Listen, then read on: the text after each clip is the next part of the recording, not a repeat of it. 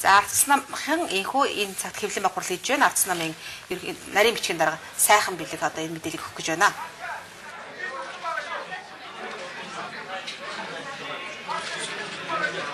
За та бүхний энэ оройн амар амгалан айлтгая.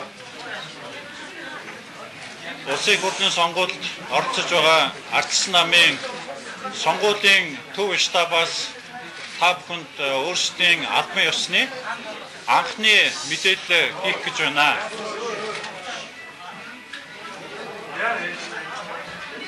За одоо биднэрт ардс намын сонгуулийн төв штаб гэсэн мэдээгээр бид бүхний мэдээ бол албан ёсны болоогүй гэдгийг та бүхэн ойлгож байгаа. Яг тэгэхээр улс орон даяар одоо энэ сонгуулийн сан тоолох энэ бүх үйл ажиллагаанууд процессууд бол явагдаж байна. Гэхдээ бид нар бол ер нь бол баталгаатай албан ёсны мэдээлэл бол цаг хугацааны хувьд бодох тэр мэдээллүүдээ эхний байдлаар урьдчилаад та бүхэнд өгье гэж бодож байна. За эхлээд би бол бас сайн мэдээнээс эхлэе. Юу гэхээр зэрэг Улаанбаатар бод улсын нийслэл за намын штабд хамгийн ойролцоо барилж байгаа. Газар зүйн байрлалын хувьд бидэнд хамгийн ойрхон гэдгээр Улаанбаатар хотын мэдээнүүд бол үндсэндээ бол эцэслэгдэж байна. Улаанбаатар бод та бүхэн мэдж байгаа 14 мандаттай. Энэ 14 мандатаас ардс нам одоогоор 11 мандат дээр ялал байгуулад байна. Улаанбаатар хотод бид бүхэн албан ёсоор үнэмлэхүй яллаа гэдгээ бол хэлхийг хүсэж байна.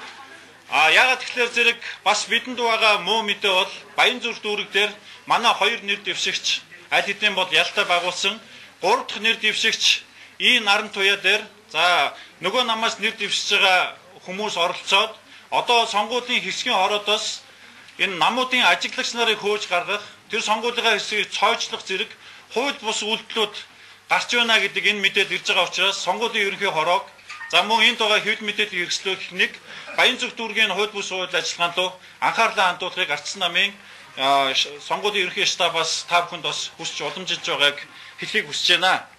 За бид бүхэн Улаанбаатар хот бол бас анх удаа Улаанбаатар хотын иргэдийн төлөөлөгчдийн хурлын сонгуулийн энэ бас нэг өдөр зохион байгуулж байгаа та бүхэн мэдж байгаа. За одоогоор бол намын листээр бол та бүхэн мэднэ 15 нэр дэвшигч бол сонгогдох ёстой. За Улаанбаатар хотын хэмжээгээр 30 нэр дэвшигч бол 30 тойрогт өрсөлдөж байгаа.